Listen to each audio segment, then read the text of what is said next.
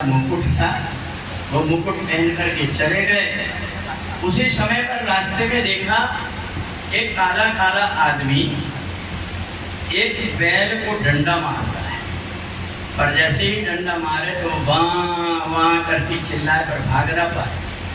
राजा परीक्षित ने पकड़ लिया।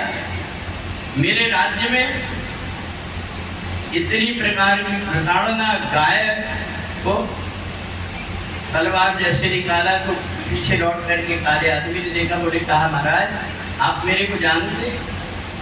बोले मैं कलयुग हूँ, भगवान श्री कृष्ण सुधाम चले गए, वहाँ पर युग समाप्त हो गया, अब तो कलयुग आ गया। आपको पता नहीं है कि कलयुग में क्या होता है?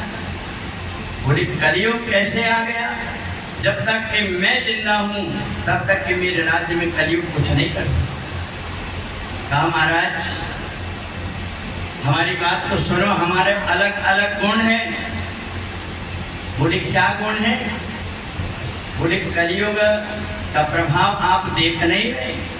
कलयुग ये कैसी उल्टी गंगा बहा रहा है, कलयुग ये कैसी उल्टी गंगा बहा रहा है। माता पिता को शर्मन कैसे सता रहा है, माता पिता को शर्मन कैसे सता रहा है।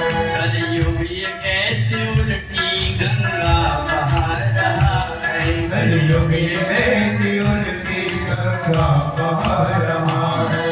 पहले था एक रावण जिसने हरा था सीता, पहले था एक रावण जिसने हरा था सीता।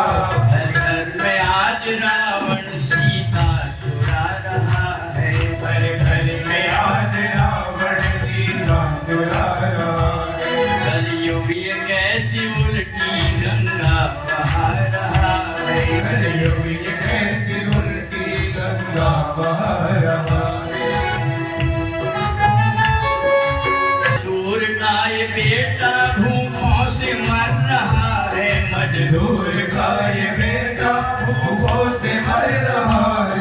और सेठ जी का कुत्ता बिस्कुट चबा रहा है, और बेटे का कुत्ता बिस्कुट चबा रहा है। कलयुग ये कैसी उल्टी गंगा बहा रहा है, कलयुग ये कैसी उल्टी गंगा बहा रहा है।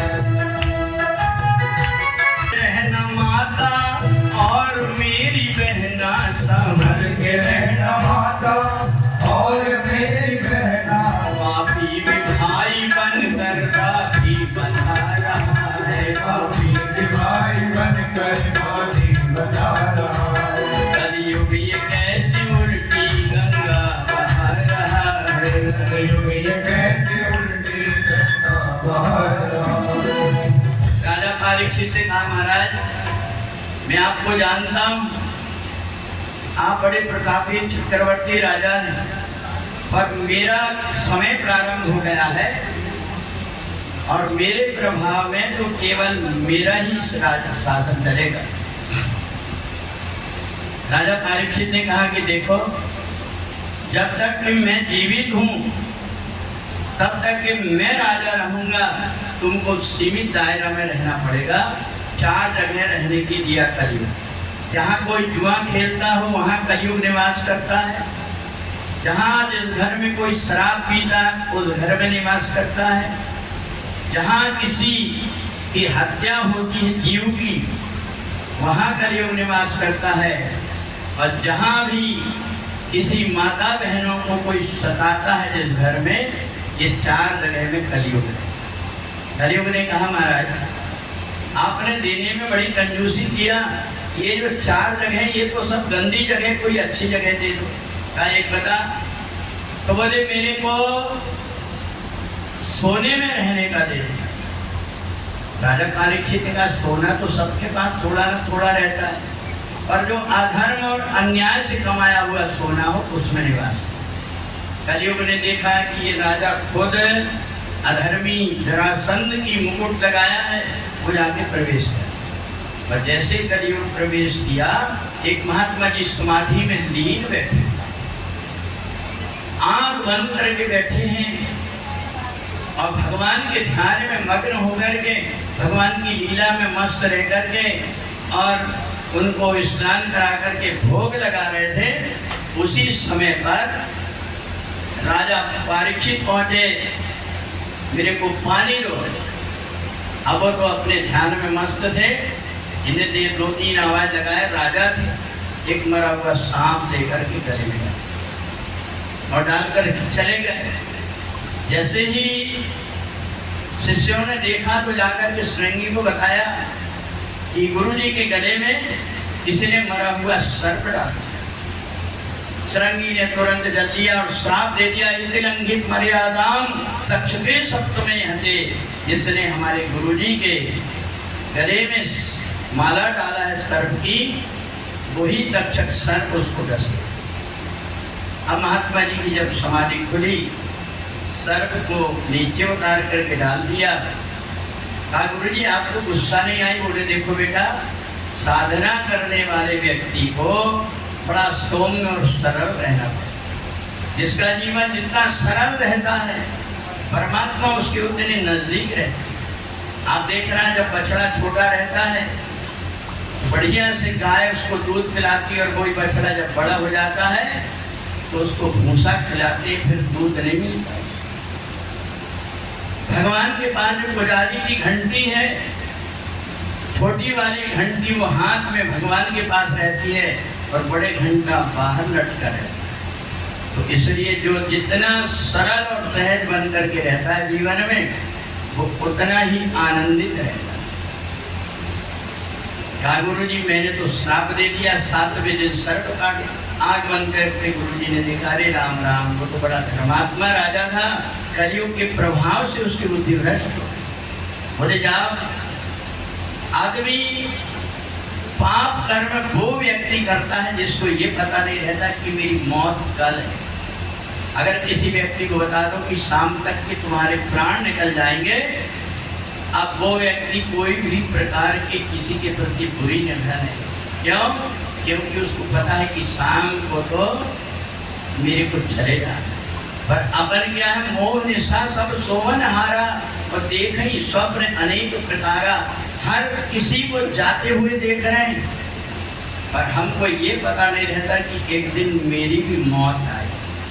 इसलिए संत लोग समझाते हैं, मूर्ख बंदे क्या है जग में तेरा, मूर्ख बंदे क्या है जग में तेरा, मूर्ख बंदे क्या है जग में तेरा, मूर्ख बंदे क्या है जग में तेरा। ना कुछ तेरा ना कुछ मेरा, चिड़िया रहन बसेरा। मूर्ख बंदे क्या है जग में तेरा, मूर्ख बंदे क्या है जग में तेरा। कितनी भी तो माया दौड़े, कितने महल बना ले, कितने भी तू माया तोड़े, कितने महल बना ले, एक दिन तेरे ही घर वाले तेरा ही हाल निकाले। एक दिन तेरे घर वाले तेरा ही बाहर निकाले। 2 गज कफन को उड़ाएंगे तुझको, 2 गज को बनवाएंगे तुझको, छीन ले सब तेरा ही मोह। मूर्ख बंदे क्या है जग में तेरा, मूर्ख बंदे क्या है जग में तेरा। कोठी बंगला महल देख कर क्यों इतना इतराता है। कोठी बंगला महल देख कर क्यों इतना इतराता। कोठी बंगला महल देख कर क्यों इतना इतराता है। कोठी बंगला महल देख कर क्यों इतना इतराता है। पत्नी और बच्चों के बीच में फूला नहीं समाता है। पत्नी और बच्चों के बीच में फूला नहीं समाता। 2 दिन काए महल बगले, 2 दिन काले महल बगले, फिर रह जाए अकेला रे मूरख बगले में। क्या है जगे में तेरा, मूरख बगले में। क्या है जगे में तेरा। माया तूने बहुत ही थोड़ा पुण्य कमा ले। पाप कमाया तूने बहुत ही थोड़ा पुण्य कमा ले। पाप कमाया तूने बहुत अब थोड़ा पुण्य कमा ले। पाप कमाया तूने बहुत ही थोड़ा पुण्य कमा ले। थोड़ी देर में बैठकर बंदे राम नाम गुन गाले। थोड़ी देर बैठकर बंदे राम नाम गुन गाले। राम नाम से मिट जाएगा, राम नाम से मिट जाएगा आने जाने का भेद। मूरख भले में। क्या है जगे में तेरा, ओ मूरख बंदे, क्या है जगे में तेरा। जब राजा परीक्षित को पता लगा कि मेरे को 7वें दिन में सर्प काट देगा, अज्ञानी मनुष्य मौत से डरता है, परंतु जो जीवन और मौत को समझता है वो हमेशा मौत को सजाने का इंतजार करता है। देखो, आपने कभी देखा फल को आप ऊपर फेंकोगे फल नीचे आ जाएगा, पर वही फल जब पेड़ में बीज के रूप में रहता है तो वो नीचे से ऊपर जाता है, ऊपर से नीचे तो बाद में आता है। वो फल बीज रूप में जब जमीन में रहता है तो धीरे धीरे अंकुर होता है, फिर पेड़ बनता है, फिर डाली बनती, फिर फल लगता है। और जब वो पेड़ में लगा रहता है तो ऊपर रहता है, परंतु पेड़ से जैसे ही अलग होता है वो नीचे आ जाता है। ऐसे परमात्मा के चरणों से जो व्यक्ति अपने आप को लगा करके रखता है वो संसार के जंजाल से दूर हो जाता है। अब तो राजा परीक्षित ने सोचा अब केवल मेरी मौत के 7 दिन बचे हैं, अब तो मेरे को अपने उद्धार का कोई उपाय करना चाहिए। पत्नी ने सोचा कि अब 7 दिन बाद तो इनकी मौत होना ही। राजा परीक्षित ने कहा कि अब मैं जा रहा हूँ जंगल, कहाँ जाओ, मेरी आदत नहीं है जंगल पहाड़ों में गर्मी में रहने की, मैं तो बेटों के साथ रहूँ। समझ गए राजा परीक्षित? 7 भावरे बाढ़ करके जिस पत्नी को मैंने अपना कहा था, आज जब मेरी विपत्ति का समय आया तो इसने साथ किया। जब राजा परीक्षित जंगल की तरफ चले तो उसी समय पर एक महात्मा जी चले आ रहे थे। उन्होंने राजा परीक्षित को देख करके गले से लगा दिया, परीक्षित एक ने तुम्हें वाणी का शस्त्र मारा है, उससे घायल हुए हो, पर वाणी की दवा लगा करके मैं भागवत कथा सुना करके तुम्हें जीव और ईश्वर का भेद समझा दूंगा। ये जीव और ईश्वर में कोई अंतर नहीं है। ईश्वर अंश जीव अविनाश, ईश्वर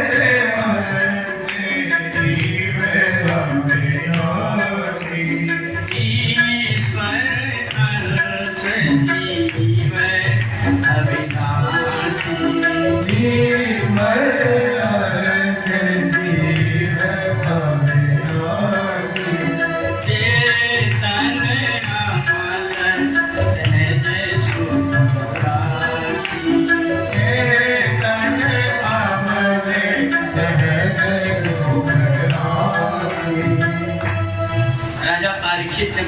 सुखदेव,